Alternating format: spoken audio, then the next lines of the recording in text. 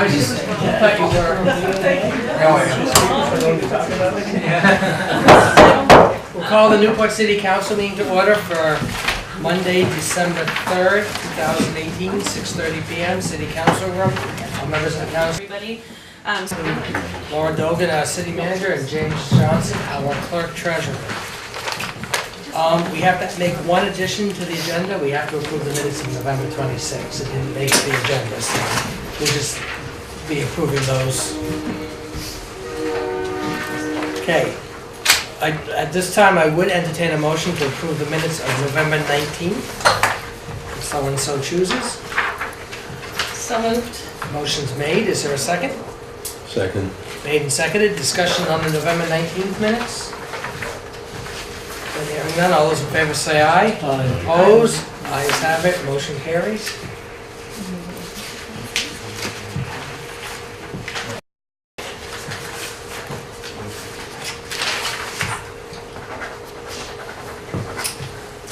The next one would be, we need a motion to approve the November 26th minutes, if someone so chooses. I'll make the motion to accept those minutes, Mr. Mayor. A motion's been made. I'll second it. Made and seconded. Any discussion on that motion? Then hearing none, all those in favor say aye. Aye. Ayes have it. Motion carries.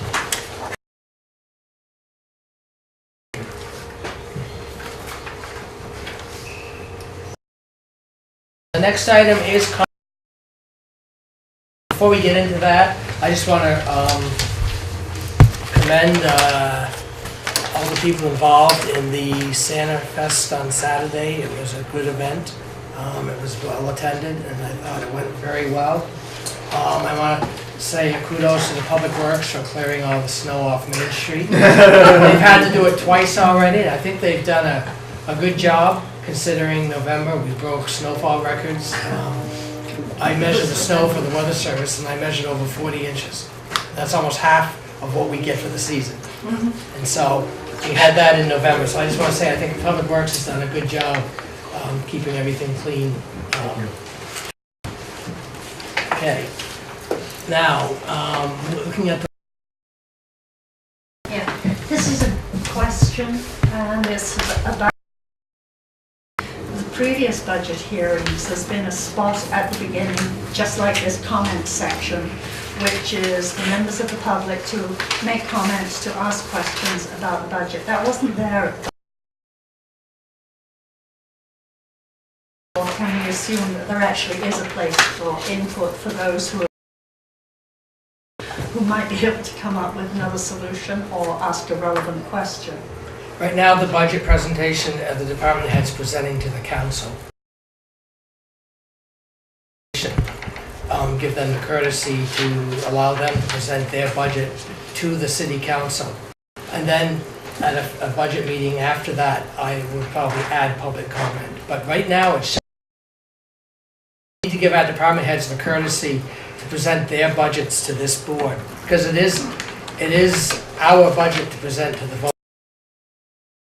The ones who pay it, so if there was a place for input, it would be good. Just a thought. Okay. Okay, that's the only one person who had signed up. Okay. No, Mr. Welch is on the agenda. No. He's part of that. You don't count.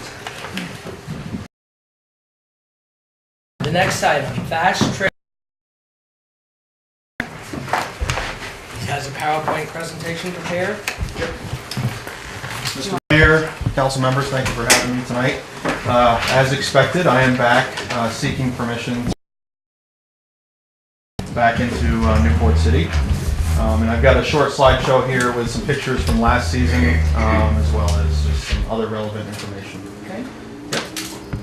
Yep. So again, I'm here to seek that annual permission. Last year was a trial basis, so I'm just back trying to kind of show you what happened out there on the trails and kind of how well it worked so far. Yep. So here you can see a map. This is a graphic that I put together for actually social media, showing the trail 14A that runs across the lake here. The orange trail is the feeder trail that comes down into Main Street. We have the trail ending right at the Vista side of the railroad bridge. And last year we had talked about the possibility of going across the railroad bridge and parking in the Pomelo Park. So that is the change this year that I'm looking for, is getting access right into Pomelo Park to park there so people can walk less of a distance to get to Main Street businesses. This is just, I did receive permission from the Pomelos already this year, and this is just a map that they want me, which is down there right. And I've got some pictures of that as well too. So, so here's some of the signage we put up. As you know, we wanted a curfew, so we did put some signage up with a curfew, 10 p.m. to 8 a.m. on Broadview Ave. I have had since heard that there have been a resident or two that has moved off. Is okay there. We made it very clear into right onto Broadview. Another view looking up.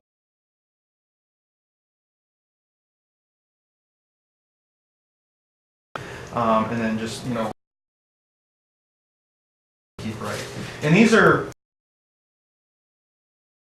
affordable signs. We didn't want to go until we feel that this is going to be home, which we're hoping it will be. Again, same thing, different street signs. This is given. This is going down Landing Street. We were able to run a 4-foot wide snowmobile trail down the side of it, and we actually were able to groom it as well to the club, North Country Mountaineers, which is represented here by George St. Ange in the back in the red sweatshirt, and the president and the vice president of the local club maintaining this. Again, I'm kind of in charge of the county, so since this was my idea, I'll talk to you guys about it. But it went well. The trail stayed right on the side of the road. We didn't have any complaints that I know of any residents, the very few that there are on Landing Street, complaining about any snowmobiles. So this is just a kind of a custom sign we made explaining welcome to Newport, telling people that there is a trail that goes across the ice, you know, and then doing the disclaimer, no ice is safe ice. If you don't feel safe on the ice, we pointed them in the direction of the land route, which went down the streets. A majority of the people took the ice once it was safe. This is a snowmobile that was down behind Vista area, just kind of showing you once we had the snow cover and the cold temperatures coming up, that ground protected through there. We had, this is my snowmobile because I was taking pictures, but we did have some snowmobiles that parked out in the front here, in front of the east side, going right to the business. Same thing, showing you the trail coming into the east side. Another view of Broadview Street. This is the first time I have ever snowmobiled to Timothy's for ice cream. So I thought that was pretty neat. There was a group of us that snowmobiled. We parked in the Vista parking lot, or the edge of it, you know, as we were supposed to.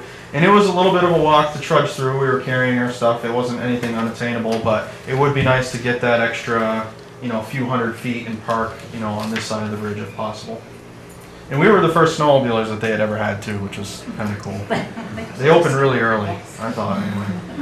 Again, pictures next to Pomelo Park. If you look in the background, this is kind of the area where we're proposing to park. I don't snowmobiles parking here at one time because there's not really any room for it. But there is plenty of room to keep people spread out and you know, address the parking. This is a plane, while we were doing our WCAX interview, which I'll show you in a little bit, this is a plane that landed on the snowmobile trail because he said it was the smoothest part of the whole lake. So the planes are using the trails as well, too, which is an advantage. So this is Chuck, his 5 minutes of fame there with WCAX. Eva McKend, who doesn't work there anymore, she came and did an interview on the whole trail. They rode in the groomer and also rode a snowmobile, too, which was kind of neat.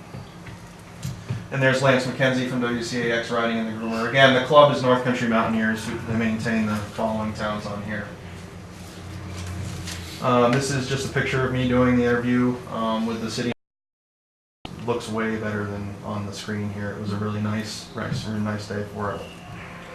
And there is, I was riding around taking some pictures, and there was a group of snowmobilers. I don't know which business they were at, but they were somewhere on the Main Street end. I don't know if they went to Lagos. Lagos did a deal for snowmobilers. If you came in and posted on social media that you were there, they gave you an X amount of percentage off on your meal, which I thought was cool too. So the businesses seem to be really holding on to it and having a good time with it. That's the Alpine and drag, the 4-foot drag that they use to do the. We did have a couple issues with it, being that we had some heavy snow. That was not able to handle it, but it was more of operator error than anything else. The What east year side, is that? What year is that? I would say that's in the 80s. I was gonna say. Yeah. So the east side allowed us to park that in her shed. She moved stuff out of her shed and we parked it there undercover. Which,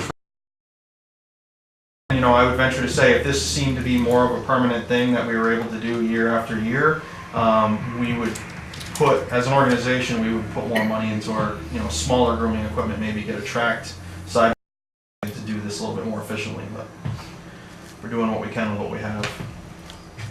This is the picture of the permission form, which I've emailed today, and it just, the only thing added onto it that's different from last year is the bottom line here, which says permission to use bridge and Harmon Park for downtown access. And I'll check that in a few minutes here. This is just a certificate of liability that we provide our municipalities with that has the city of Newport listed down here, so you guys would get this every year. Liability insurance. And then this is the WCAX interview. I don't know how it's going to show up on here, so it's only a couple minutes long. People are safe, that cars aren't colliding into snowmobilers, that snowmobilers into pedestrians or passing right by the grocery East side here, going through their parking lot. Active training program in the state. Anybody that's born after July 1st, 1983 is required to have a snowmobile safety certificate. And part of that course is teaching snowmobilers that they need to yield the right of way to pedestrians. To the side, stay to the right. This is coming off the lake onto Landing Street. Always yield to pedestrians. So I think that through the safety programs, we've been able to convince or teach people the right way to. There's not much room for a cameraman on the back of a snowmobile. We found that out. Are obviously very passionate about this. Why? Well, as we know, winters in Vermont go by. The snowmobiles allow us to see parts of Vermont that you can't see any other way. And just the volunteerism that's involved with the sport of snowmobiling and the camaraderie makes it very appealing. How do you make it more accessible? Frequently we hear that the reason why people are not snowmobiling as much is because it's so expensive. The equipment, the registration, the licensing fees. Yep, and I hear that a lot. That's the machine that Mountaineers grooms down to east side property and then turns around because they can't fit any. Groom it 8-9 feet wide the whole way down there. So that's for the whole season. So it's really not that bad when you compare it to some other winter sports. I've been before the city council for a long time before this could finally come to fruition. What is it like for you seeing people jet down the streets on their snowmobile in Newport? I love it. When I'm not able to snowmobile and I'm driving through the city and I see snowmobilers parked at the businesses, or you drive by a local business and see the parking lot having snowmobilers, that is the reason that we. That's going behind Vista. Myself as an individual, that's the reason we volunteer, we exist. We want to stay as we can. So the opportunity for establishment around here, marketing it as the snowmobile city, is really the only city you can snowmobile to the downtown all season long. So as long as Mother Nature will be successful. One of the issues we ran into with the lake this past year, last season, was we got a pretty significant early snowfall on top of the ice, which pushed the ice down and the water came up from the shoreline onto the ice, which freaked a few people out. But it really actually was fine. In that section of water, I even double checked it this summer on my boat. Near that shoreline, it's so shallow there. So we're still going to promote the lake as being, you know, this alternative when the ice is safe, because it keeps everybody off the streets, which is the best thing. And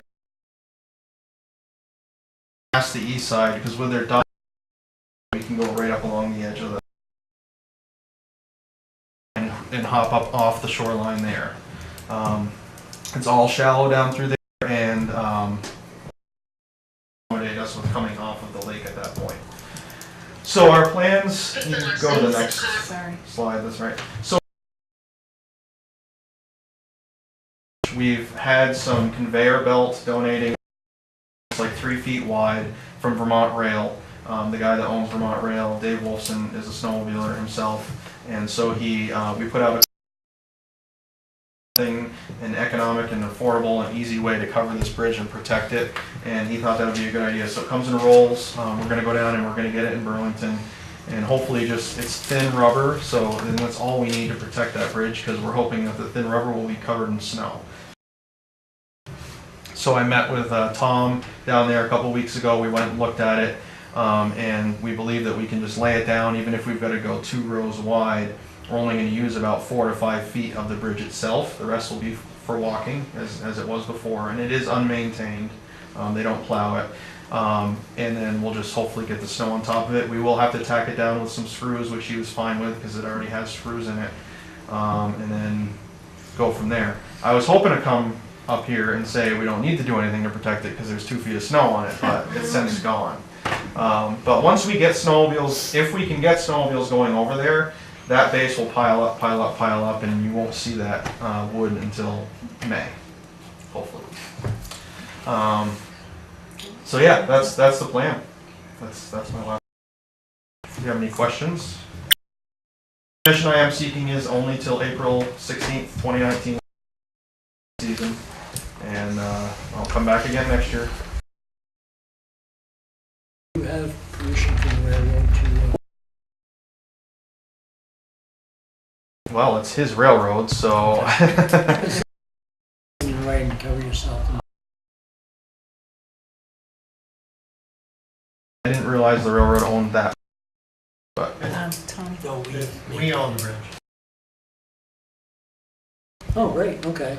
And that section of line is Quebec Central anyway, it's not southern. Oh, It comes yeah. up to South Yard. yeah. No, we maintained that ever since they did the bike path. That became all part of that. So, and I'll just throw how it's gonna go. It's, that, people aren't obeying our signs and going where they shouldn't. We're just gonna close the trail off where we did last year. But there's only one way to do it, and that's to try it. And we really find that when people get into an unfamiliar area to them, you don't see the renegades. It's not like you're out in a farmer's field. Like, people pay attention, they go where they're supposed to go, because again, we also have a pretty heavy police, presence in this area. So you can't get away with stuff like you can out in the middle of nowhere. So that's our plan. If it does, if the snow melts to the rubber, chances are good that trail's going to be closed anyway, way back up, at the park, because there just won't be any snow anywhere else. And I do know Lago. Yeah. For sure. Well, I think it's a great idea. It worked well last year. We had absolutely, I don't think we had any complaints whatsoever. Did you have any, Chief? Any? Zero? So I think we need a motion if the council chooses. If they want to allow. I'll make a motion that we allow the use of the railroad bridge or the city walk. The whole trail? The whole trail. The whole basically. trail. So a motion's been made. Is there a second? Second. Made and seconded. Any discussion on that? I'm glad Jillian moved. Then all those in favor say aye. Opposed, ayes have it, motion carries. I will Thank you. sign.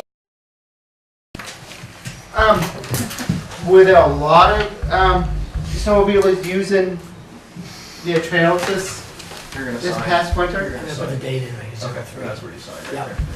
I mean, is there any idea? Are we talking 50 or are we talking 1,000? Scan it and send it to me. Oh, okay, I'll do that tomorrow. Last year, how many do you think used it last year? Oh, About- less than 100. Less than 100. Yeah, I mean, I would always routinely check it, and there was always fresh tracks going in there. But that group picture that I took was the biggest group that I saw on the trail. There was people using the trail while we were videotaping. But yeah, I would say No, and I mean, it's brand new, so a lot of people didn't even know about it, and by the time we got it going, it was later in the season as well too, so hopefully that'll be more this year. So, Mr. Mayor, specifically where, I mean, is it just the bridge, or are there certain streets, or it looks like they want to land in the street? They went down, the trail came in from Prouty Beach, right? Yep. Came in from Prouty Beach and went down Broadview Avenue and then cut down by Landing Street through the east side. Behind the waterfront plaza? That's And pretty I- much, Yep. and that's where the snowmobile trail, we opened up, basically the city opened up Broadview Avenue and Landing Street to snowmobile traffic. Are you expanding that, because it sounded like, The expansion is basically going over the bridge to Pomelo Park. Railroad bridge. Going over the Okay. railroad bridge to Pomelo Park. is there a curfew? The curfew is on yeah, so, yes, there is a curfew. And what is that curfew, Mr. Mayor? Is it 10 to 8? It's, Yeah, yes. 10 o'clock at night to 8 in the morning. No. And, yes, and for clarification, the curfew is on those streets only, so if somebody could take the lake around and be still following the law, if, you know, the lake was safe and somebody snowmobiled to Lagos or any restaurant, not to pinpoint a certain one, Right. and they left at 11 at night, they still wouldn't be breaking the law as long as they stayed on the lake.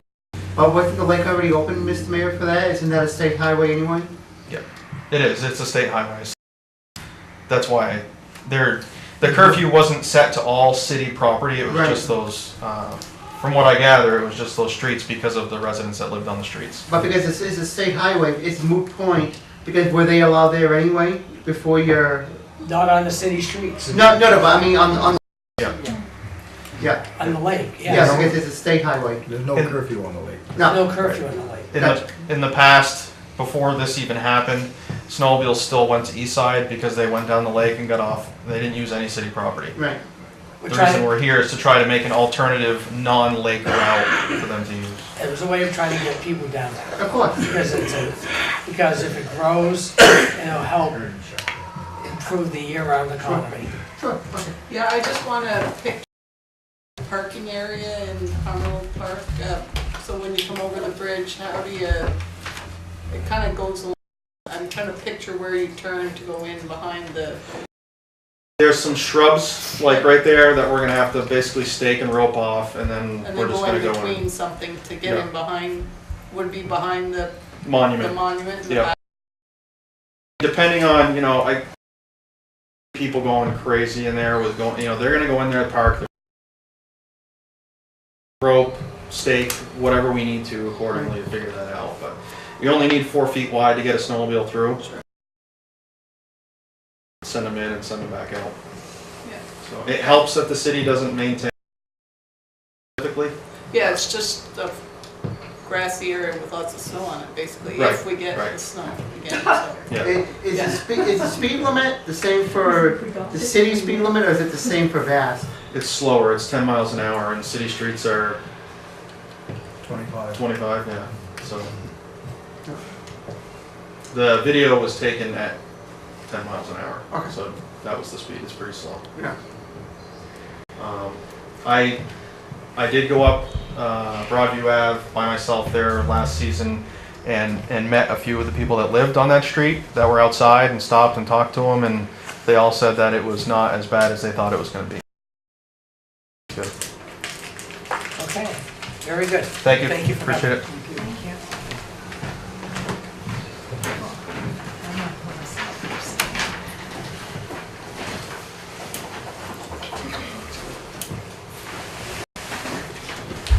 Moving on. We have grant requests as part of the RCDI capacity in various votes. The first one is a USDA Community Facilities Grant for the PD radio replacement. And we have Chief DeSanto and NC to discuss. Oh, Mike, this is your big show. So the city manager had brought for some work with in terms of 18 law enforcement dollars. Every car, to include the vehicle and the boat, each have 2 mobile, one for UHF, one for VHF, and that's because when we want to have communications with the fire department, they run off a specific frequency, the police run off a different frequency. It's just nothing that Newport's going to change about that, it's just the way it is. So we have, some of the lifespan of this radio is 10 years. How many times a week you're shipping. We have stretched for that if I, especially the new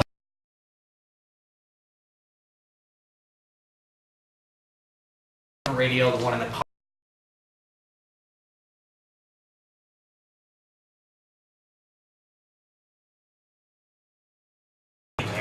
So in looking, the city manager brought to our attention, Mike and I got together with his staff.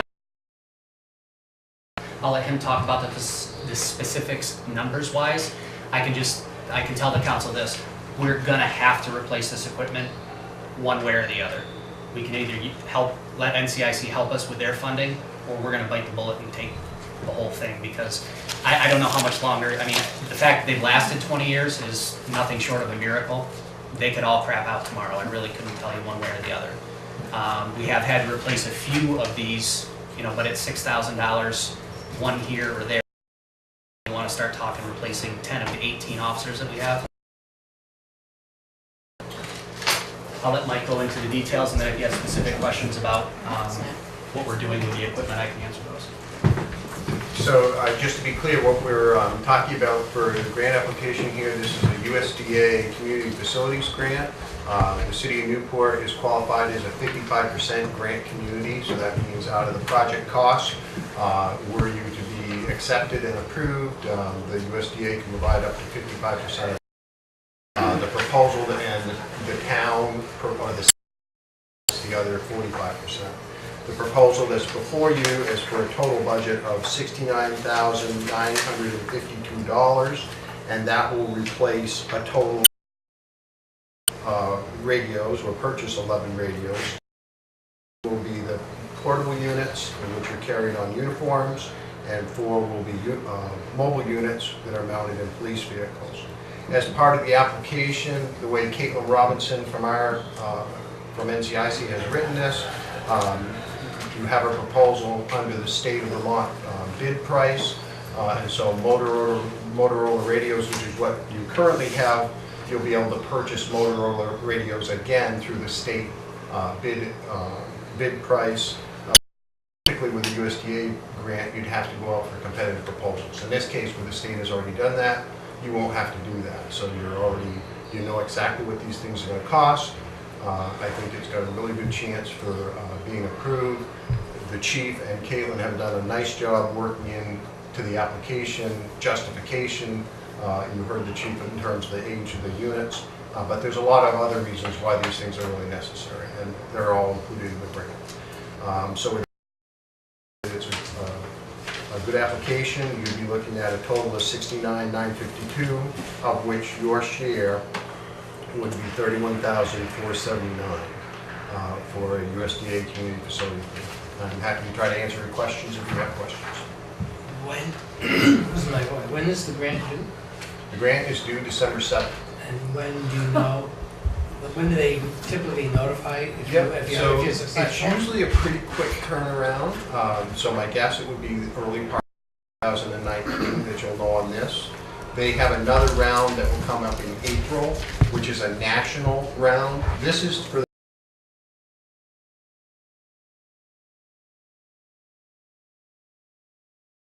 and there's another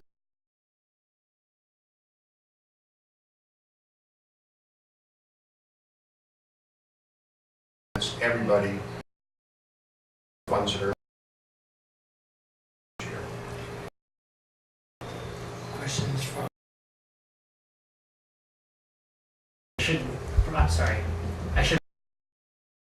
You heard him say 4 mobile units, but we have more vehicles than that. through some of the new technology that we've had, instead of having 2 radios in each vehicle, we can now have 1 radio head, for lack of a better term, and that allows the officer to pick up 1 mic but talk on either one of those frequencies and still independently scan the selected channel. So in other words, Newport wouldn't be drowned out by, say, Missisquoi Ambulance or Troy Fire Department. Additionally, what makes our requirements for these grants slightly more expensive is the fact that we were one of the first agencies in the state to go to digital encryption, which allows us to operate for purposes of officer safety without people in scanner land listening to what it is that we're doing. And a lot of departments are to get that type of technology. So there is a cost associated with that, the main part of which my predecessor, Chief Duquette, had already taken care of, and all of the infrastructure needed for that is already built in downstairs. I didn't mention that. So I guess that answers part of my question. They're interagency radios, so you'll be able to talk to Fish and Wildlife, State Police, New Hampshire? Yep. We'll be able to talk to all of these to include something new that's, well, there's some work on the horizon that will possibly allow us to talk to some federal agencies as well. Yeah, next question, like Border Patrol, for example. Exactly. Thank We're working on that. It's an act of God to move the United States government. So these radios will be able to do that? Yes. Gone are the days of having to have a radio here and a radio here, going through the windows and vehicles. Yeah. Well, Kyle Drager. What? Kyle Drager. That's what made me think of it, because my mother was dispatching that, and she said they were going through Yeah. car windows literally to talk to Literally. each other. Yeah. So, any other questions? Then we would need a motion to authorize the city manager to sign the grant application. The motion should read that you approve the grant application, because that will show that you're aware of the city's match, which is in the amount of $31,479, and then authorize the city manager to sign the corresponding forms. And then I'll have Jim will put it in the minutes, because I need to provide a copy of the minutes, as well as, this is the whole packet. Right, they need a copy of the minutes. Yep. So, So moved. you're making that motion, is there a second? I'll second. Made and seconded. Discussion on the motion? Then, all those in favor say aye. Aye. Opposed? Ayes have it, motion carries. Mr. Mayor, I know the answer, I think, but I'm gonna ask anyway. This doesn't count any of the base equipment. What was the question? It doesn't count, this is not for any of the base, Just the ones in the cruisers and the handhelds. Because the equipment the equipment downstairs is new within the last two years, Seth? Yes. Within the last 2 years, all the complete, because we had a grant for 100 and Right. some odd, whatever it was, for downstairs, we do for the dispatching downstairs. So when you got the new consoles, you also got new radios, the downstairs? Yeah, okay. Anything else? Then we'll move on. The next one is the VORAC Pilot Community Grant. We have Jessica Booth, Director of Parks and Recreation, and once again, we have Mike Welch. Mike, you want to hang back there? Or you want to I'd be happy to. Jessica's the star of this one. Okay.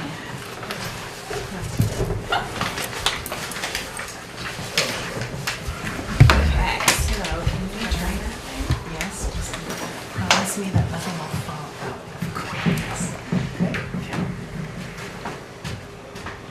All right. So we've got 2 grants tonight for recreation. We're going to start with the VORAC one. Yeah, that's what the argument is. So this one's a little bit complex. So we're not going to talk about the grant funding portion of it first. First, we're going to talk about the governor's initiative for VORAC. I don't know if you guys are familiar with that or not, but basically the governor, over the past year or so, has designated some funding for the concept that recreation could be used as an economic development tool for communities. Right now, he's got about $100,000 allocated for use across a few different municipalities in Vermont, and there's an application process right now for communities that are looking to be the pilot program, the pilot community for this program. So the idea here is it's a designation for Newport City. We're putting aside what we're we're really going for here is to be one of those pioneer communities and be one of the very first pilot communities for the VOREC. And that hopefully will in turn, as we receive that designation in this program of the governor's rose and more funding becomes available, it'll start to be a source for us to be able to get continued funding as we start to towards a recreationally friendly community, which fits right into the look to the lake and all the initiatives that we've been talking about for Newport. So that's the big thing. That's what we really want to go for, is get the designation. $100,000 spread across 5 is a drop in the bucket relative to project fees or project budgets. It's maybe $20,000, or depending on how they allocate things, it might be still not a whole lot. So the idea here is that we want to choose a project that will show Newport in its best light as far as what the collaborative is looking for. And on your memo there, of course, I want to just remind you that the goals for the VOREC are to grow outdoor recreation-related business opportunities, so any business opportunities that could benefit from increased recreation in the community, to grow increased participation in outdoor recreation activities, so getting more people to go out and recreate, strengthening the quality and extent of outdoor recreation resources, and then lastly, increasing stewardship of outdoor recreation resources. So our task when we started to look at becoming the pilot community is what could we choose that would fit right that's building on some things that have already started. You guys are familiar with the Bluffside Farm trails and all of the work that's been done to that means for creating that long 7-mile stretch and beyond once we start to look at Canada. So Tracy sent me over a map actually to pull up on the screen to refresh everyone's. So here's what we're looking at. So you can see down here on the bottom, the blue is the existing Newport bike path, that paved trail that goes through. The dotted area in the orange here is the Bluffside Farm. So what we're looking for is this last little dotted connector path that connects the existing trail, or the existing recreation path with the proposed Bluffside or the planned Bluffside Farm trails. And then of course that links up to the BB Spur, which then goes up into Canada to a whole other existing network of trails. So I'm not going to reiterate what Tracy's pitched with her whole project, but what I am trying to show you today is that this is the missing link to make all of that come to fruition. So we started to look at what we can do. Oh, I'm sorry. It's gonna say click on it. Go back. You know. Okay. To capture that. Sorry. So if we are looking at our portion and the connector trail that we think could help us with the VOREC application and use it to spotlight us as a recreation-friendly community. When the Bluffside Farm crew started to put their concept together, they had their bridge here, and then they thought the easiest thing, the point of least resistance, was to just take a quick shot right up this hill and then hook onto the driveway.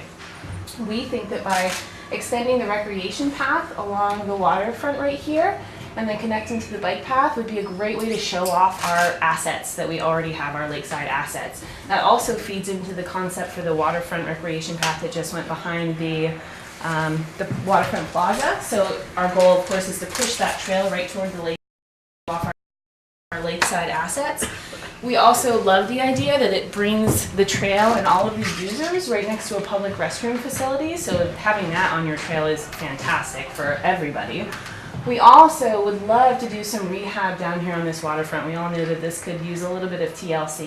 We think that this is the perfect time to make that happen and then be able to show it off. So folks that are trailing in or biking in from Canada or wherever they're coming from will pass through here, hopefully think to themselves, oh, look at this cute little beach. We should grab the kids and bring our lawn chairs and come back and, you know, hang out on the beach sometime. So the extra exposure to our public access points, one of the very few public access points we have for swimming on the lake, here would bring people right through there, and we think that we could benefit a lot from that. So our goal here, we talked over with Tom about the project and what we thought the expenses would look like for this. He thinks that quite a bit of this could be done with labor combined between Public Works and the Recreation Department. We would like to make it paved, so this would be the natural breaking point. The trails over on the Bluff side would biking in dirt and natural trails, but because this is a public facility, we foresee a lot of young kids using their bikes, moms with their strollers and things like that type of use for the public park. So we would like to keep this paved path going. Now the paved path obviously has a little bit more expense associated with it, but all in all, with some work through Public Works, we think the price tag would probably be about $75,000 to make this happen, get a paver in there and do that nice 10-foot paved path. And that also includes the rehab to this turf area. So we would bring in some new sand on this and make it a nice grassy turf area, and then a nice gradual incline up through the woods here onto that path. So all the reasons the Bluffside Farm is a great project and makes that regional connectedness between our downtown and all of Derby and Canada, we think that this is the missing piece, and we could piggyback on all of the same reasons that they pitched their project with for this little portion right here, and it would bring our park to a new level of exposure and hopefully get people recreating in a lot of different ways, whether it's waterfront fishing or using the disc golf course because they never knew it was there before, or coming to enjoy Prouty Beach as a camping destination, things like that. We think it will open up a lot of opportunities for recreation. So that's how we'd like to pitch it. Of course, if we get some funding for it, that's even better. Pursue other grants to make up the difference too, and possibly some fundraising. But what we're looking for tonight is permission to proceed with the VOREC application, using this as the project highlight, and then moving forward with. So the advantage of the VOREC is the status. Yes. It's the recognition within the state of Vermont, and that they've chosen the city of Newport, and then we can leverage that into other grant opportunities. Get into the Bluffside Farm, I think, is a great idea, because it just shows that whole key that would get people downtown. And I think it's a great idea to tie it in.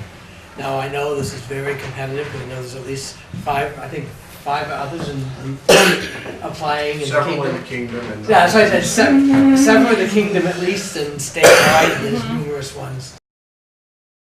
We're going to be especially unique though because of the opportunity.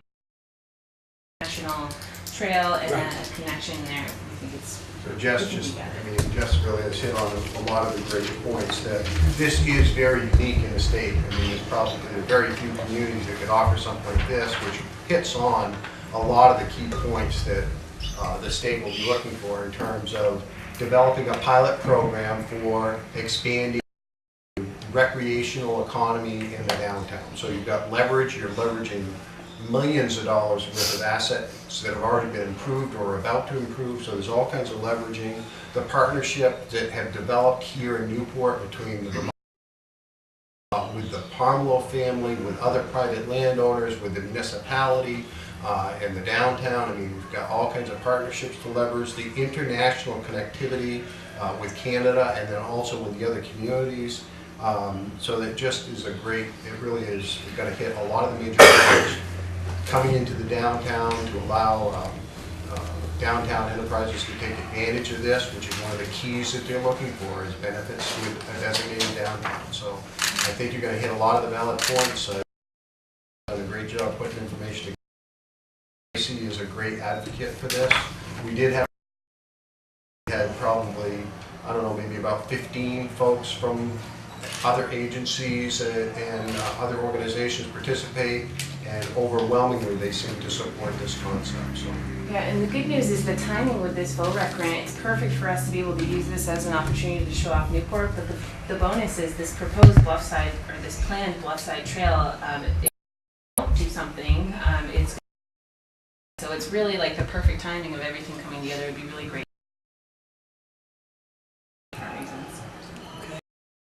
Back in the beginning portion of the bike path ended, and then we've continued.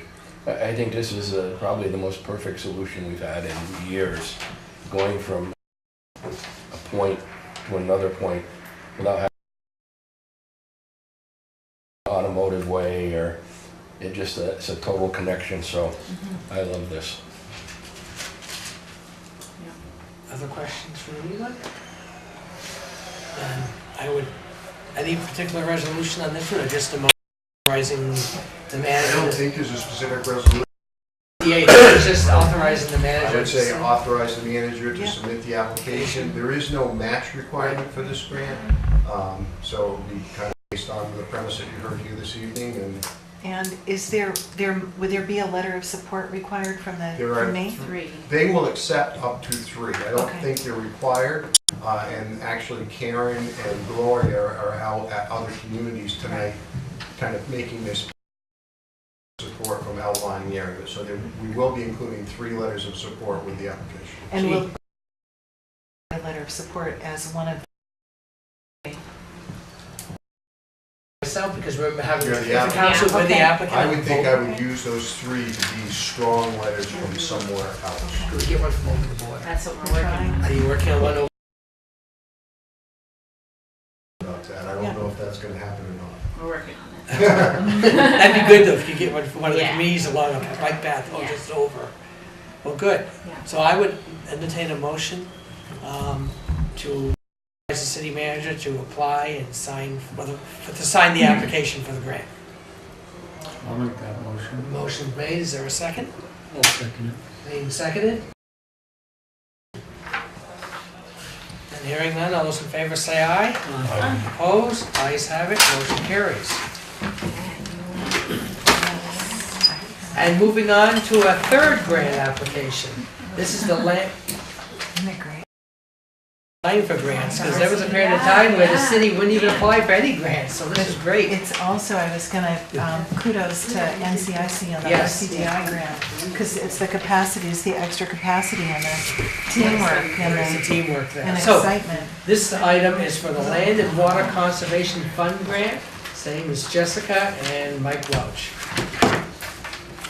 Okay. There you go. Alright, so this one. Got it. Okay, so we're shifting gears here to Gardner Park. So, as you know, Gardner Park's been visited many, many times to look at some improvements. It's a pretty aged facility, and our community has expressed desire on numerous occasions for us to do something over there. So, HB master plan for the waterfront in the downtown. Gardner Park was identified in section 3 as an area of priority to assist with some economic development opportunities. When you zoom in a little bit closer to Gardner Park, they broke it down even further with some targeted areas of focus. The first priority being the playground, second priority being the restroom and skate shack facility, and then the third priority, the waterfront access there in the park. So they gave us some pretty targeted suggestions about how we could improve the area there, and given some the Vermont Land Water Conservation Fund opportunities, we think that we are ready to start tackling some of these projects. So we started to put our brains together about how we could adjust our playground. One of the biggest challenges with Gardner Park so far is that there's so much work that needs to be done that a lot of times once we start to look at improvements, they grow and grow and grow and grow until they're unobtainable. So we are pretty much now with some lessons learned that taking smaller bites is best. So the area that we're going to look at first is the playground. So as you can see, this is an overhead view. The playground is such a prime location, surrounded by the waterfront, just a hop, skip, and a jump away from the downtown in the middle of a multi-sports complex. It's already really heavily used, even for its condition. So we think that with some changes, it would be just a gem, a golden star in the community. So currently in Gardner Park, there's quite a few aging structures that more or less condemned by our insurance company and told that they are super unsafe. These, especially, the playground company that we've started working with actually recognized the Gardner Park hook and ladder structure that they put in 30 years ago. So very, very old, very unsafe relative to today's standards. We do have some structures in Gardner Park that are not too bad. These climbing structures are great, aside from a little bit of fade in their color. And then of course swings, they're a pretty hard, tough thing to bring out of commission because they're pretty simple. So when we start to look at playground renovations, there's a few things that we think we can keep with a little TLC. We've started getting quotes on powder coating our climbing structures and our swings so that we don't have to be wasteful and throw them away. They're perfectly sound structurally, we just want to make them look pretty. So when we start to look at the footprint here, one of the big challenges to making our playground look robust is the fact that all of this this area where you see the white is where the surfacing is. So technically that's our playground area. It takes a lot of structures to fill this area. So one of the things that we want to do is, this is your existing overhead view, we want to shore up some of that playground and make green space. So one of the things that we find in the park is there's a lot of picnicking activity over here. People will come in with their lunches, even do a little bit of barbecuing under the tree. There's some grills and stuff. So you've got your families picnicking over here across the road in order to utilize the playground space with their children. We think by opening up some green space right here next to this covered to be here, so that they enjoy the playground simultaneously, not worrying about having to cross the road. So we reseed it, get rid of all the pea stone surfacing that's in there, make that nice green area, get rid of the fence that's here to open that up a little bit. And then we'd like to take the existing structures that are kind of plopped all over the place and invest in one larger structure here, and also some kids 5 years. And we'd also like to put something smaller in for the toddler age level too. So investing in one larger structure as opposed to a bunch of kind of smaller medium. And then once we start to put this swing sets, and maybe some of these features are in red, these are the things that we would keep, we'd kind of rearrange those a little bit. So we start to look at the rest of the area here. We have a really nice space right here that used to be a volleyball court. There's something really special that we think would make our park awesome. And that would be a splash pad. So Gardner Park is a fantastic facility, but on a 90-degree day, there's no place to swim or access the lake. So here you are, right next to this huge body of water. You're sweating to death after playing softball or running around in the park. How nice would it be to have a place to cool down? There's a lot of splash pads. They are one of the most relevant and trending things in recreation these days. So aside from pickleball and disc golf and dog parks, splash pads are right up there. They can stretch the whole gamut. They can be simple with water features that are just on the ground like these that make them the most maximum accessible to like water park type things with the mushrooms and things like that. We don't think we want to go there because we want to keep our maintenance really within hand. We want them to be accessible and simple and timeless and classy. So we'd like to go with something that's like this. Now, even this is cool just in itself, but what would be really neat is at nighttime you can put lights in them, and then that looks really cool from the causeway and from the access road. So really simple things that can make our park like really cool. The Bennington just barely put one in there, are the municipality that has put one of these in their park. There's a couple in Conway that are at non-public parks, but this would just knock us out of the park, I think, pun intended. Splash pad going here.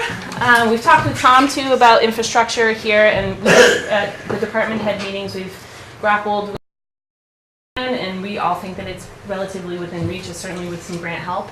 So say you've got your splash pad here, then you're going to have Graham and Graham necessarily want to get wet, but they're going to need. So we'd like to put some sail shades in there. They're a little bit more creative than a regular pavilion, a little bit less.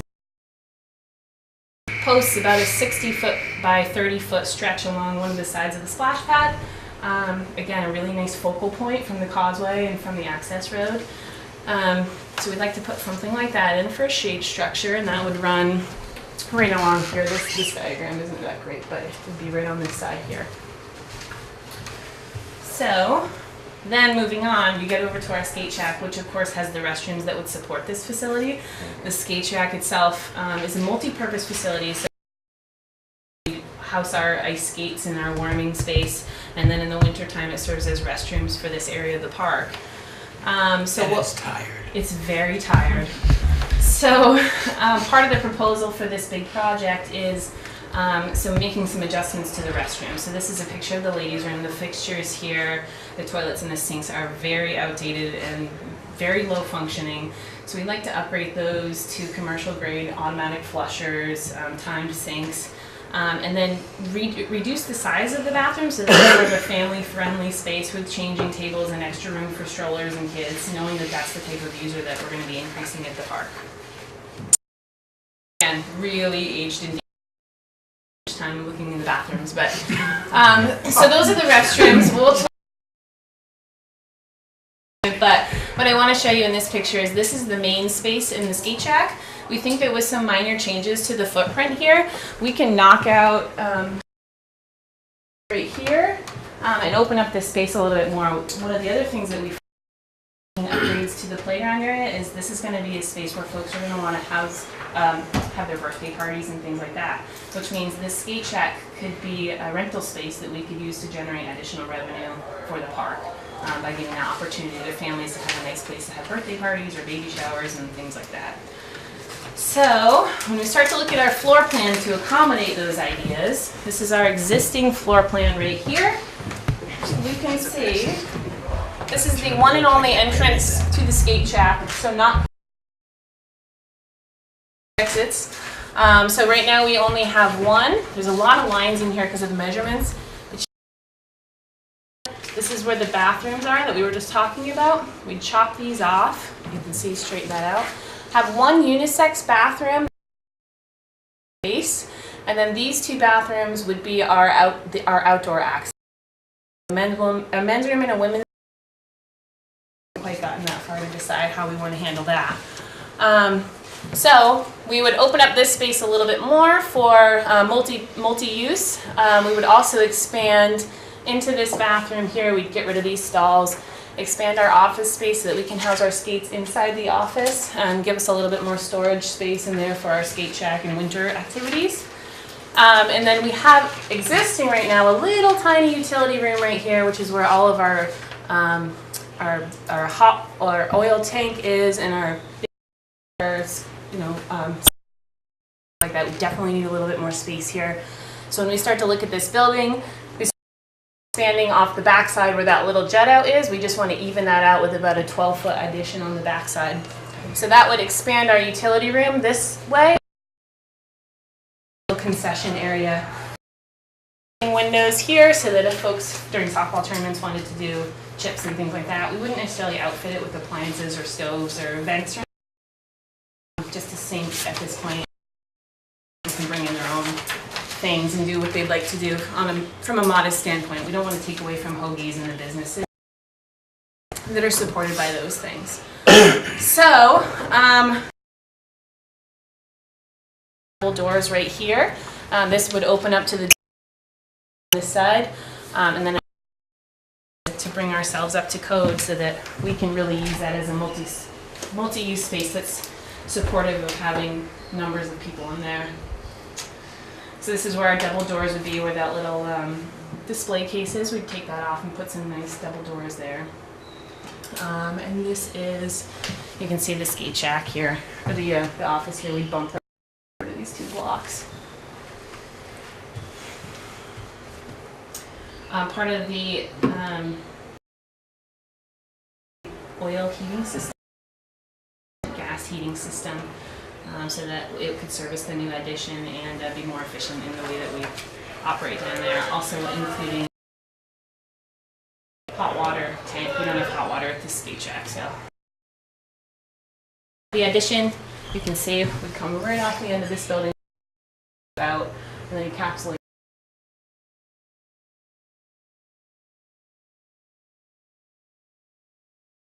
A couple of sliding windows there for your snack bar.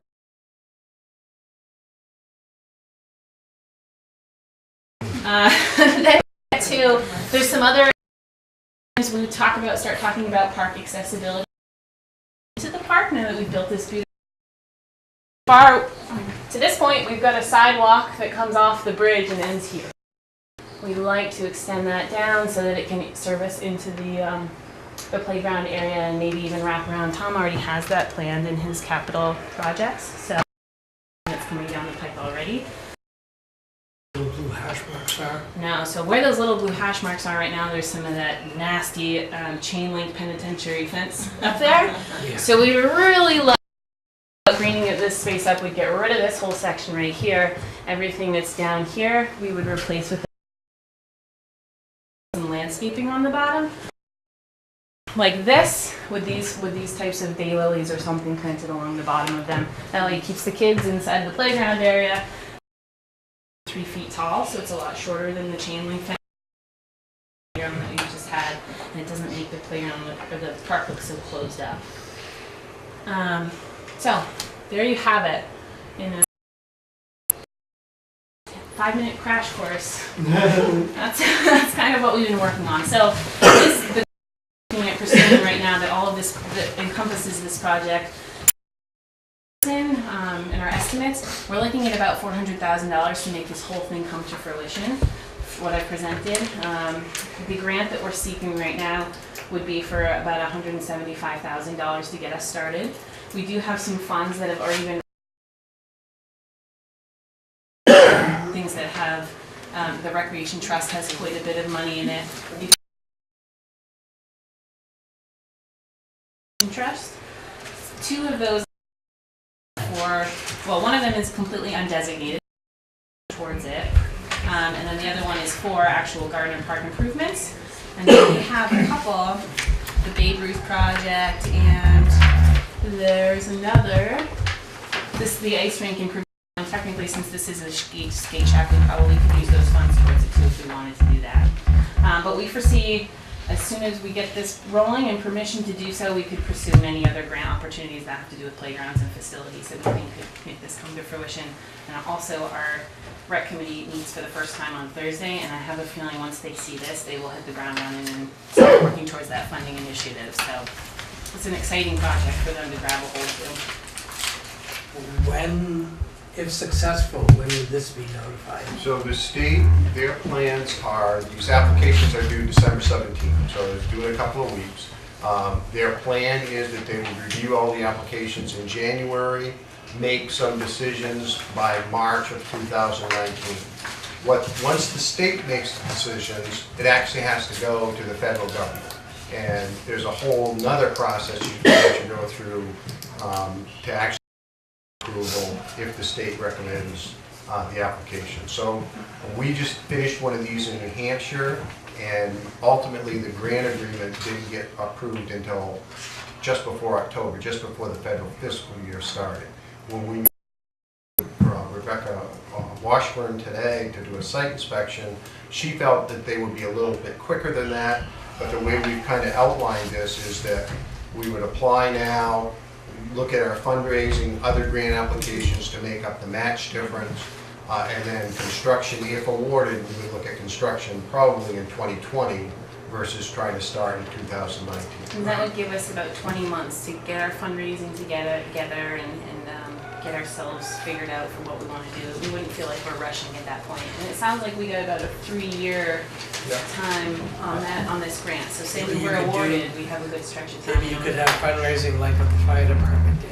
You could.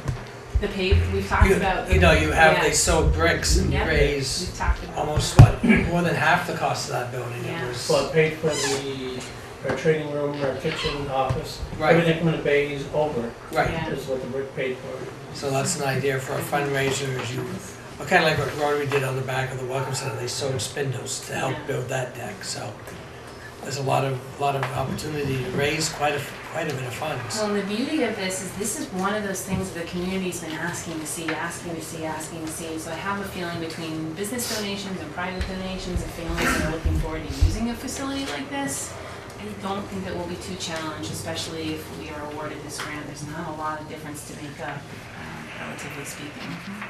One of the other things you really have going for you on this particular project is the city had a planning grant back in 2014 that really did a lot of the preliminary work that leads up to this application. So the archaeological work, the pre-106 work, the environmental assessments, I mean, a lot of work has been done.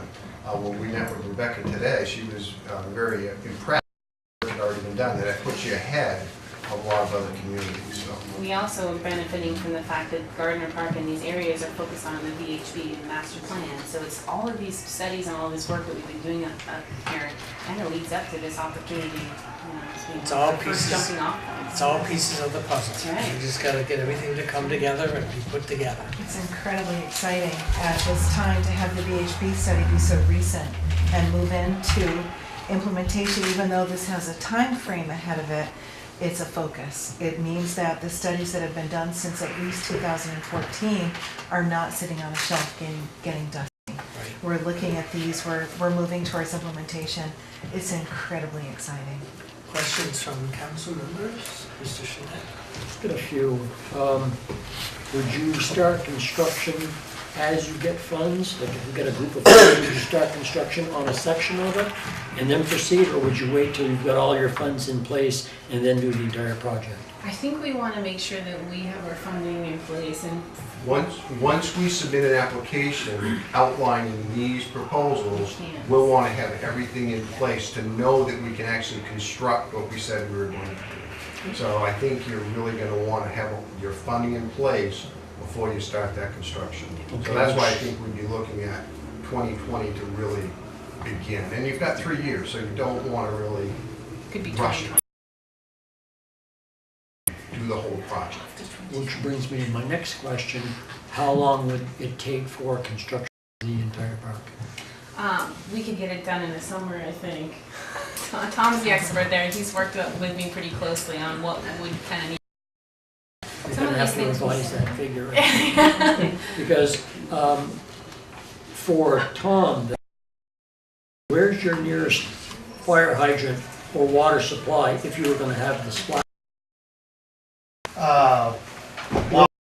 Water goes into the back right now. It's a 2-inch line that feeds that. I'm not sure how much we can get water there. That's not an issue. Okay. And on your worksheet, you've got nothing at the bottom of the page for the estimates on the playground, shade, and splash pad structures, but you do up on the next page have a subtotal for the 3. Is that's in lieu of? They're all this through down the at same bottom? price through the same company, and trying to turn this around quick. Cost. So those are on their way. Captures all of those 3. And then you've got another $15,000 under the total budget, 380,020. Yeah. And then there's the match, but then you've got another all there, because if you take your 187, so what's that $15,000 in there for? Is that the leftover gateway funding? No, the $1,000 were ineligible expenses through the grant. So we think that the add-on, the 12-foot addition on the jack, it's not eligible to meet the.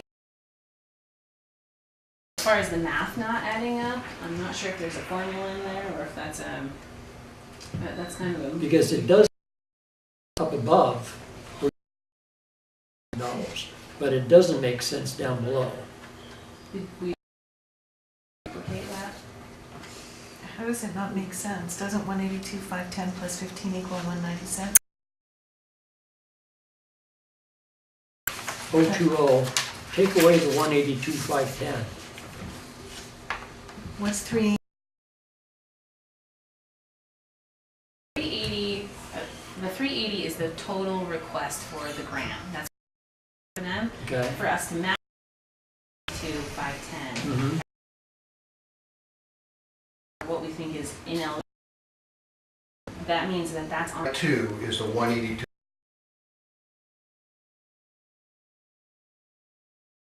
The whole project, you'd have to.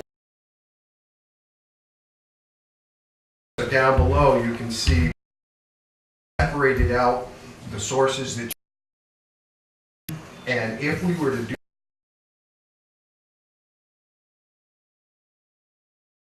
We'd have to raise next to the last number. There's other as a recreation grant program, so there's other apply for to help reduce this capital. And the other bit too that's important to know is this is it shows in this presentation shows a snapshot of what.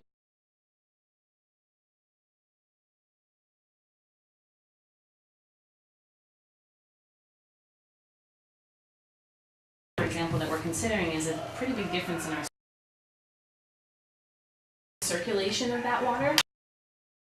There's more, but probably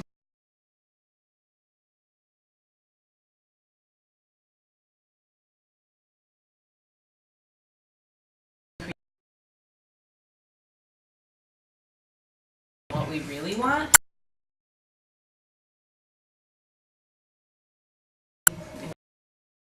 A playground or whatever, and then we were quoted. Once knowing that it's a very in Gardner Park, I think as difficult as we think right now. I could be out to lunch on that, but I don't know. I think It's a real visible project that. I think it's within reach, and I'm assuming that the resolution or the vote that you would need tonight would be to proceed with the grant application, and does it also commit to the funds? It does. Yeah. And so there was a sample resolution that was in your packet, and Jess has filled saying that of 182,510. The people at LWCF, they know that you don't necessarily have to have all make this application. They know people are still making other applications, so we kind of list what some of those are. But at this point, that's what we're asking you to commit to, is between the grant and other grants and match that you already have to that local match of 182,510. Okay, so as part of the match, this is sort of a question and a suggestion. The council earmarked as that our recommendations right now, the council may want to include that that's the base match right there. And the trust fund, so your motion may want to include that you want to proceed, you want to commit to the 182,510, and that you're utilizing the recommendations. That would be the 10,000 from the Babe Ruth project, the 7,900 from the ice rink, the Gardner Park improvements has 12,000, and the restricted funds that was just approved a couple of meetings ago, I think had an amount of 15,700. 15,700. Yeah, we didn't mention that, but that we'd also like to use that leftover gateway painting fund for the capital project. There's about $15,700 there. We'd like to apply that towards this project as a match. Shouldn't that be left for the waterfront though, for maintenance? Not to be that should be, I would think the 15 ought to be left for gateway maintenance. Just my thought process of the water extra down there, I think, because we always know that it needs maintenance down there. That's just my thought process, because all of a sudden you might come up with something down there and say, oh, we don't have that money now. That's the only thing that I wouldn't want to move over. You do have some projects down there. Yeah. You should keep that. Yeah. Right? If you designate those funds, what do you, the ball fields need being redone, the skate rink needs to be redone, if you use those funds for something else. So And the other question is, was the grandstand ever considered as part of this improvement? Well, and there we kind of get into what the community would like to look at, then we can look at that, but we want and one of the most immediate needs that we're hearing is the playground. Of course, come along with Now, that. you want to keep in mind that grandstand, that's almost a historical structure over there, but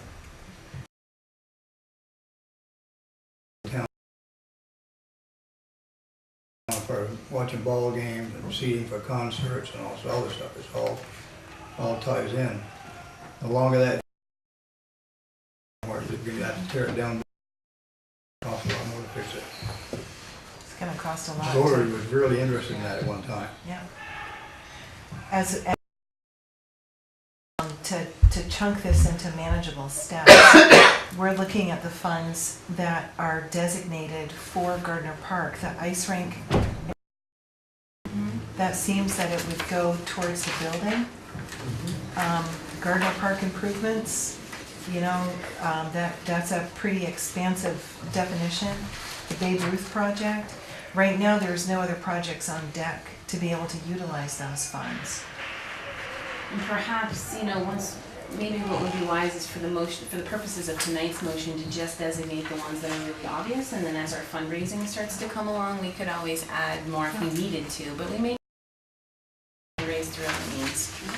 I don't have a problem doing that, but that Babe Ruth, for example, Reg raised all that money almost single-handedly for a specific purpose. So you know you don't have to, you may want to check with them first. Well, I think we want to get moving on the grant application, or ask the council if they would authorize moving forward with the grant application and committing to the match. Now that match amount, 182.5 or whatever it is, 182.5, that's a fluid figure. I mean, that's obviously going to be committed to that amount.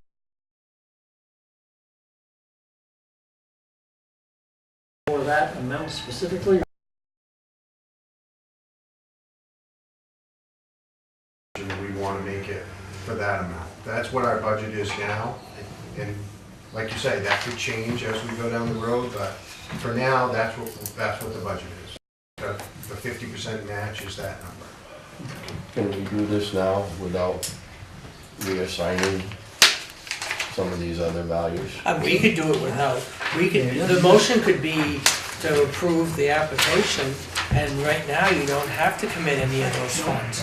Because You're just committing to a match. you're just committing to a match right now, so you don't actually have to commit any of this, because Could come from somewhere. it might, you may get people who want to write checks and other things, and you may not even have to hit those funds. I'm very optimistic, I'm trying to be optimistic, and I think it's a project that's so visible that, and I think you ought to sell, not a wall, but sell bricks or something. You know, Jim and I were here when they built that building. Which one, the grandstand? No, we never paid for that. The skate house. And now that, and I think it's like 28 years old now. Has anybody done an assessment on maintenance now? I mean, has the heating system ever been changed out? I mean, are we at a point now where we're gonna have to do some serious maintenance and spend money? Well, the building's very tired. What I we're know that. looking at doing is pretty substantial for that building. But what we've got will last that 3 or 4 years. But I think that's part of Jess's problem. They're letting the maintenance go on these buildings for so long, they can't be rehabbed now. And this is the predicament she's in now with that. I don't want to see you have what I had to do when the oil man came and red tagged my tank. He looked perfectly fine to me, but. Yeah. That's why we're trying to, we could have it looked at to see what this, you know, how sound the structure is. We haven't had any major issues or I'm sure the bones are. I think the bones are fine. The heating structure is part of the plan to replace, and the fixtures and the restrooms and all that plumbing is part of the plan. Because you're keeping that actual building, you're just. Because that roof. So I think we're still okay here, but these changes will certainly help to prolong the life of it. Let's all do, so we wish to make the motion?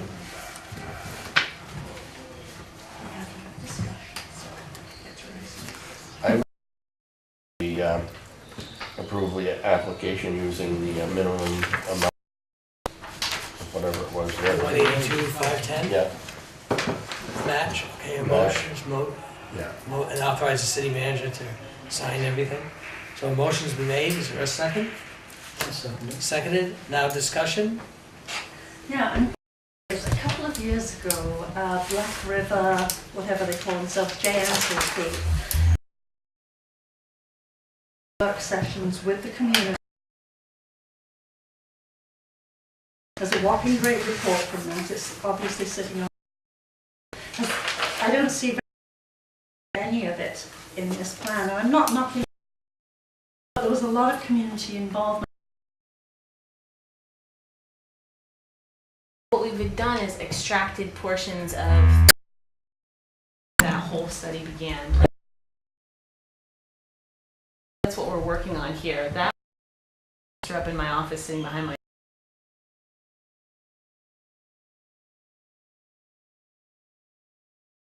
completely Revision completely completely, it wasn't that enclosed cage area. And factoring in walking paths. Was there any community? I mean, Go ahead. the VHB plan that you did got these recommendations in part from, I mean, there were at least I'm two. not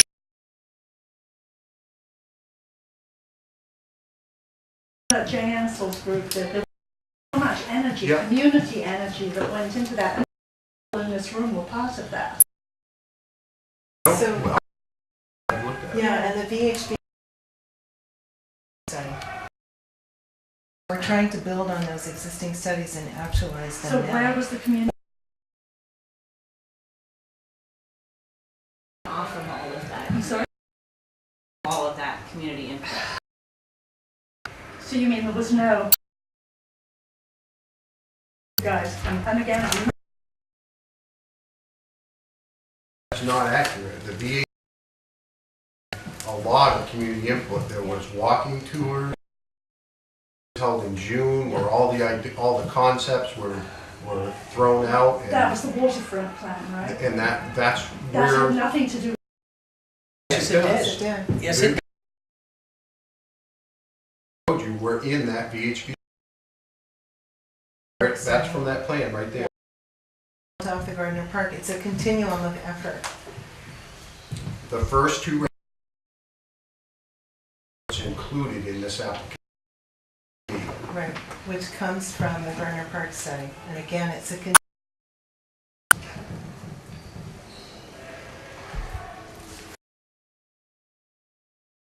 Mr. Mayor, any plans in here or thoughts? You guys, how do I word this? For a security system for cameras to make sure our vandals don't destroy our. That's a great. Last we brought and did some video sessions that our users talked to them about local parking needs to them and the things that are.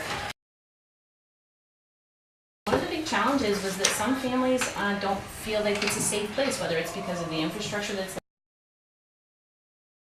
there. One of the challenges that we hopefully too will be able to overcome in this whole process is take our park back. So right now, when the lights are off and nobody's home, people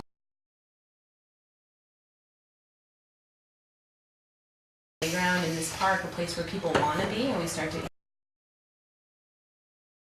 and people that are up to mischief and things that are no good hopefully won't feel comfortable because there's so many people. We have an opportunity here to take a really tired old facility that's not to turn it into a place that's used quite a bit. The whole vibe of that facility, a lot of that will come with users in there that are. I like the idea of getting rid of those chain link fences. You know, Yeah. and it felt like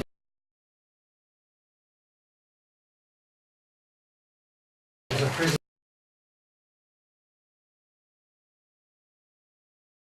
You have those types of concerns, and that there's going to be a campaign about this whole. Once this thing rolls off, hopefully the attitude will change. If you can get a splash park that's lighted at night, that'll change the whole. So any other?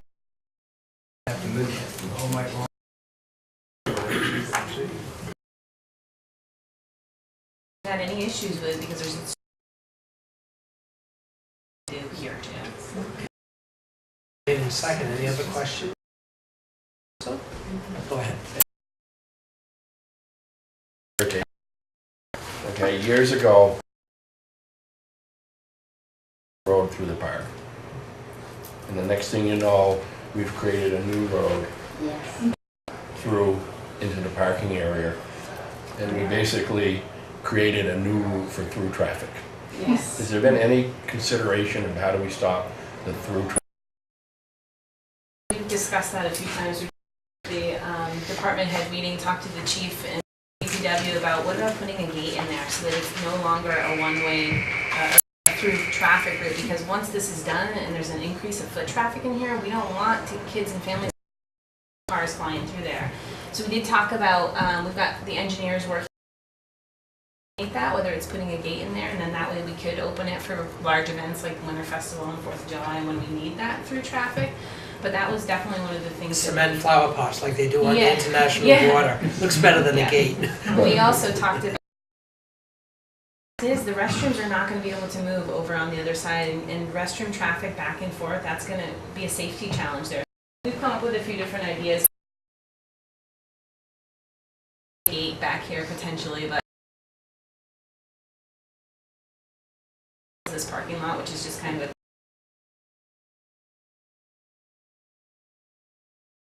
we had an issue. People were cutting through the park about 50. Well,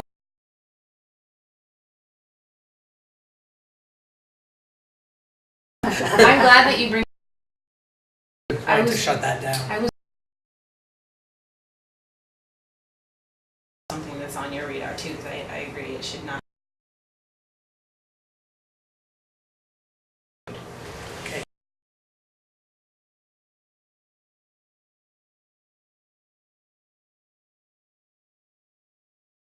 Yeah. Any other? Motion carries.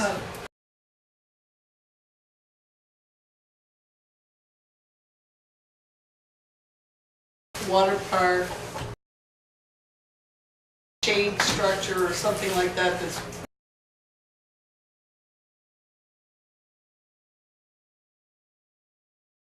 we did and go, oh, that's neat.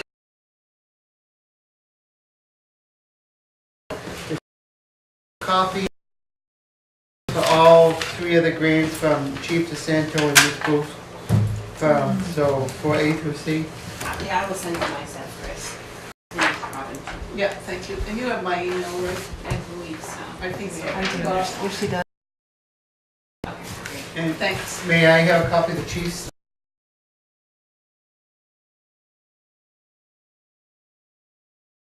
Thank you. If I may, if this is going to take summer or part of the summer, is the park can be closed during.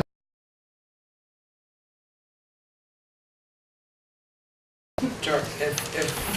If the money comes.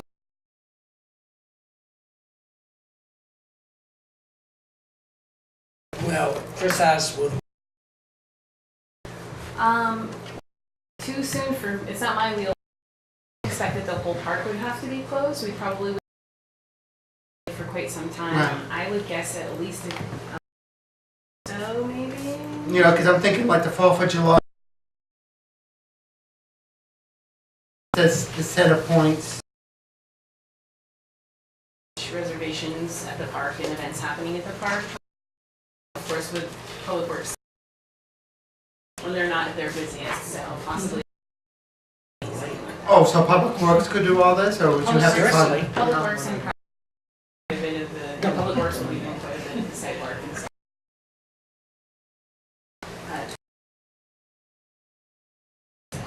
We have plans to go in the water. Very. Thank you. Thanks. Thank you for all the work.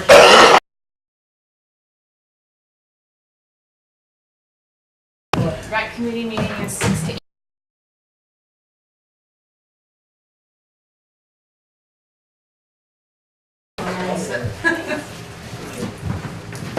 Mike.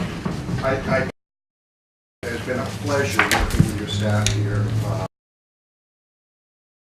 The city as we have. I just want to mention that our expanded capacity, we have to start paying this stuff. I can't wait for what's coming next. I think we're just, it's terrific. Thank you, Mike. Thank you, Mike. Council's 2019 regular meeting schedule. We had a Yes, I was hoping that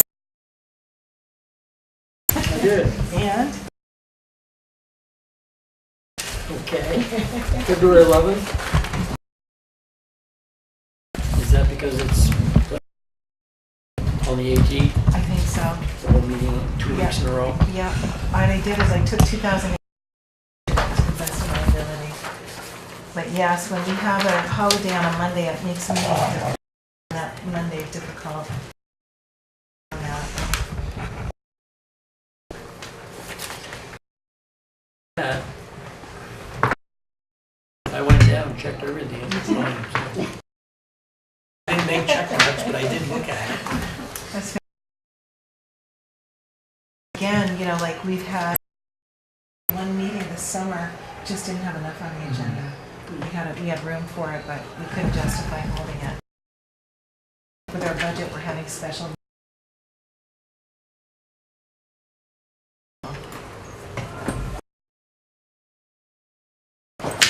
Any questions? And I would motion to adopt this schedule for 2019. I will make that. Motion's been made, is there a second? Made and seconded. Discussion on this. Don't look so grouchy. Picking on you. I said yes too many times. And all those in favor say aye. Aye. Opposed? I'm gonna abstain from being here. You can still vote on it, you're a current member. Aye. I don't have any new business. New business. No. No there.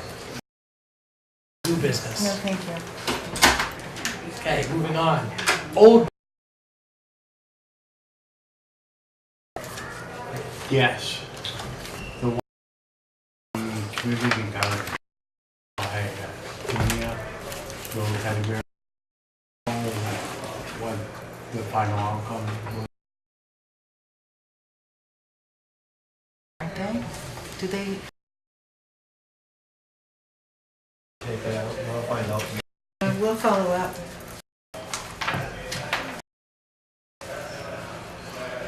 Any other business? Old business. We did mention earlier that the Santa Festival and all the way up East Main, those kissing balls and the lights, gotten a lot of pictures and comments on social media. So thank you, Public Works and Rec. And Robert. And Those Robert stuff in Mason. space, yes. Okay. Any other old business?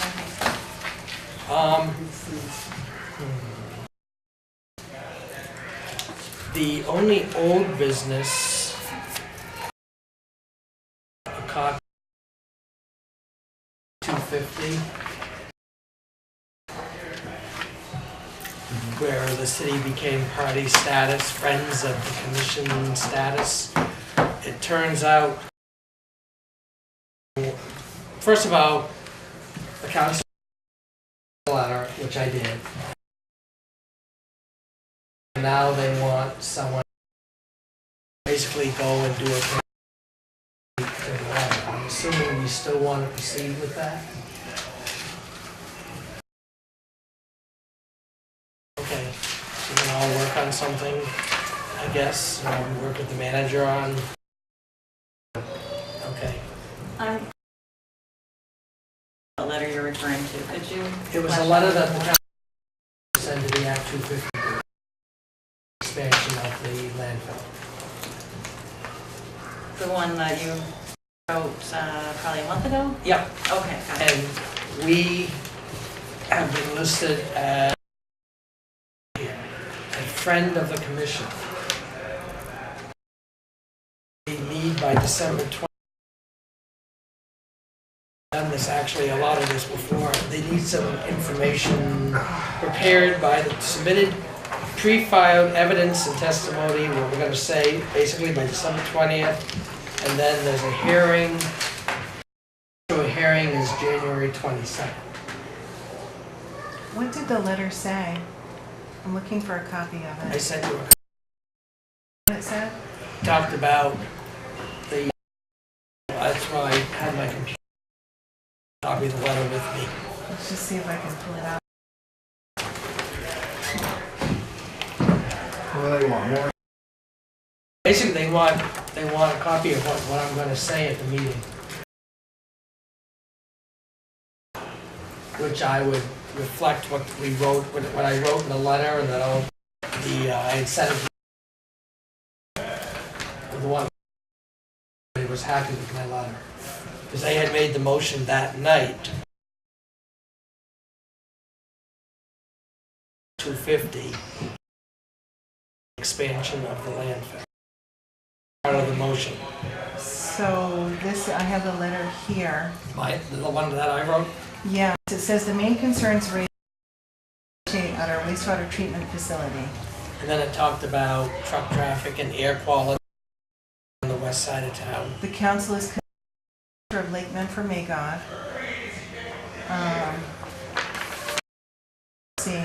Voted to stop taking leachate from the Coventry landfill and to formally oppose its expansion. This was from dump and answer questions at 2 different council meetings. The decision to stop, since it immediately eliminated the source for the city. The city council strongly felt the quality of Lake Menfor-Magog revenues received from the main concerns raised over the treatment of leachate at our wastewater treatment facility include the unknowns when dealing with and treating PFAS, the ability to thoroughly treat other metals contained in leachate, and the lack of PFAS in Vermont. Everyone knows there is huge water, its treatment, and true long-term health impacts. The council is very concerned over the future of Lake Menfor-Magog development in Newport, and was very cognitive to the concerns of our neighbors over the border and drinking water. We do not communities. Regarding the council's opposition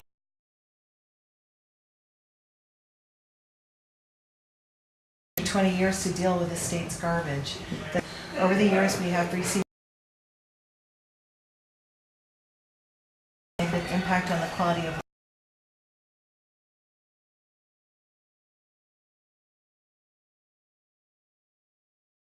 that was written on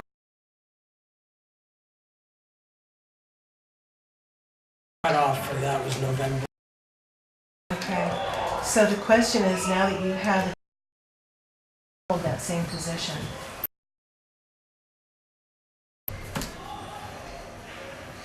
Yes. And there's the expansion issue and but I think those should be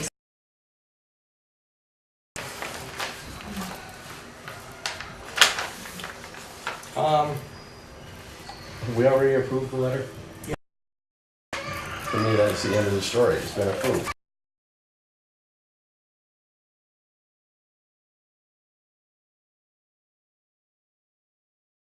Part of the motion. The motion was to stop taking leachate,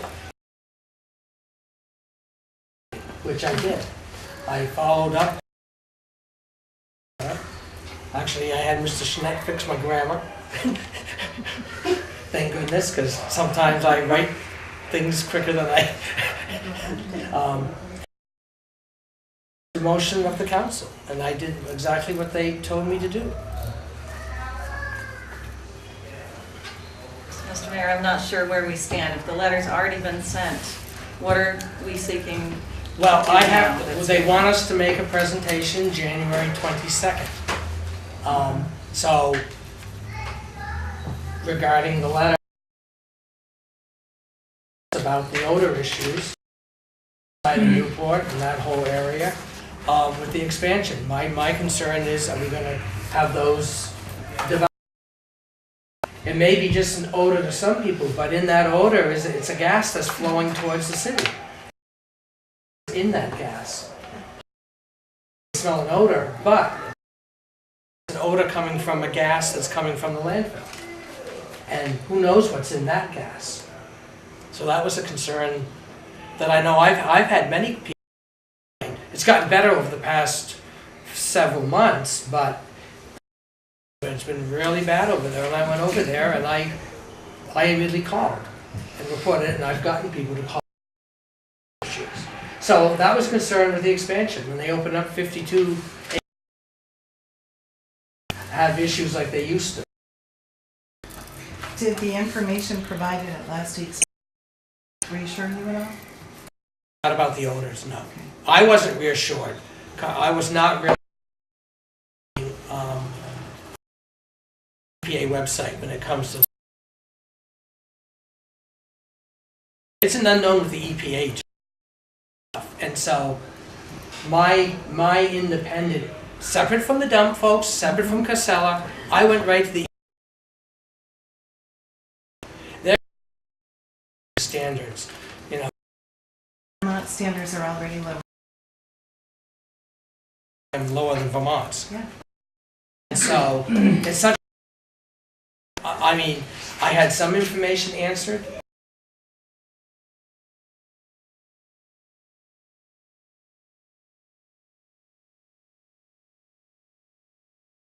If you would allow it.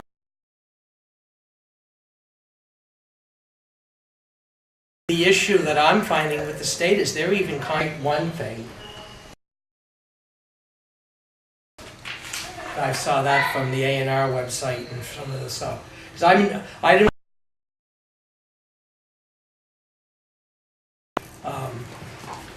Because we know how different things. I mean, if we. So But if the council, I mean, I don't know about the other ones, but that's just me.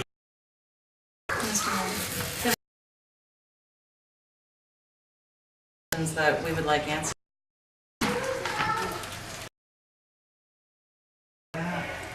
But we won't have 20th when something has to be submitted. If you want to start generating a list, I'll forward it in chunks.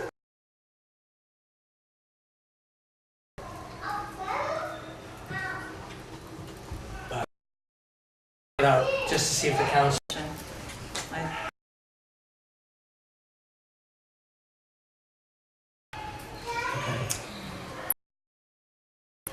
So I'm saying, unfortunately, the decisions already been.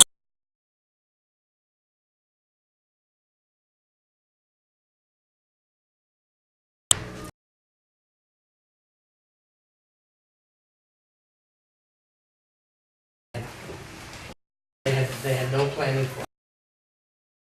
The certificate has already been.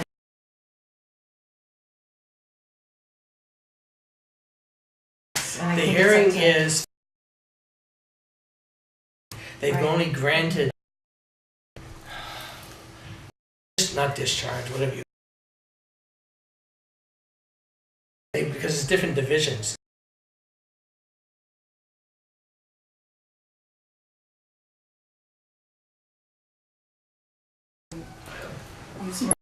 I'm leaping in where I don't belong. So Granted, they have not granted the. that's what they were by the Department of Environmental Conservation and recertified for the existing way. But as far as that permission, that's So- Act 250. No, but the permit covers everything.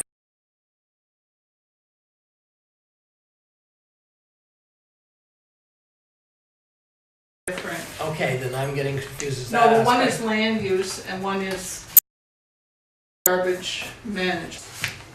Main for something and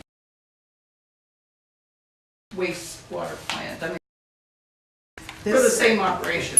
So the opening sentence, you probably all received it, it's the memorandum of decision. Hearing is for the limited and specific purpose of allowing parties to rebut and including the responsiveness summary, pollution control division They relate to criterion 1 respectively. For 7 pages line and a specific presentation to make as I understand it.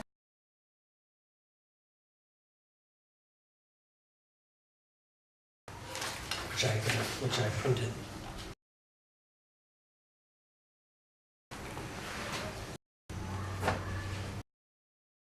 Well, I will proceed with this.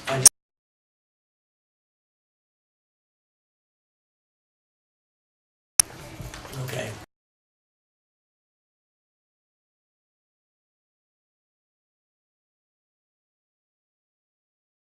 File deadline for opponents to submit pre-filed evidence and testimony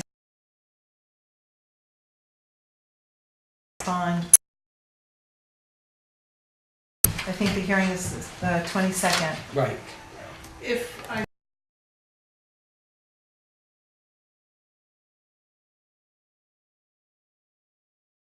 give you a chance to ask a couple of questions. I know. Pretty much that. That isn't certain. I will Pretty be able to limited. engage. It's entirely written as far as that's concerned. It's pretty much written. Oh, good. Unless they find they have extra. They won't. Oh, good. So that's a relief off me then. Well, Yeah. I mean, so your testimony is all what you file in advance, the same It's what we as, file in advance. So just writing up governmental basically thing. another. Yeah. Well, I thought, just for my own minutes, I find it curious that you have to write this all down, send it to them, then they go down and tell them the same thing over again. You don't have to. No, they don't want that. They just want something in writing. That's what I was gathering from this document, but I just wanted, I'm glad you clarified it for me. I have not been involved with this stuff before. Well, we've been immersed in it. I mean, he's written extensively and I have as well, so. So they just want a copy of your concerns. Right. They're not gonna testify at this January 22nd thing. Go ahead, Joe. Good. He's not gonna testify. They're not gonna wanna hear from me either. Good, we'll move on. That's all I had under old.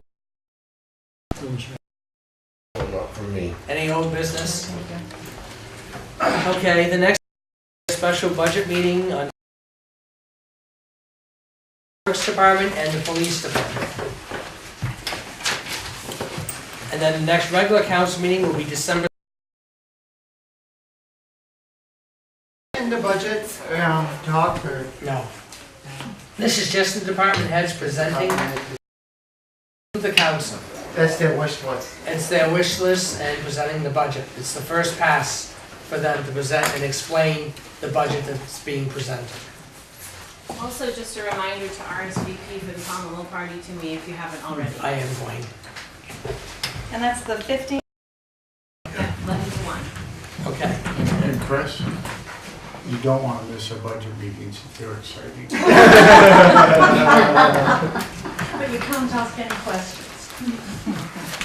Just know it. Not in the beginning, because it's their presentation. I get it. Okay. The next item is an executive session for personnel. So this is a one.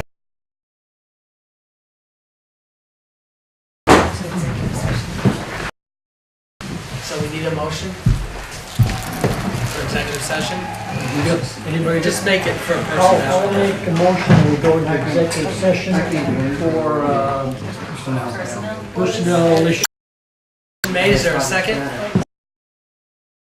All those in favor say aye. Opposed? May I interrupt, will there be anything, any action tonight? No. No.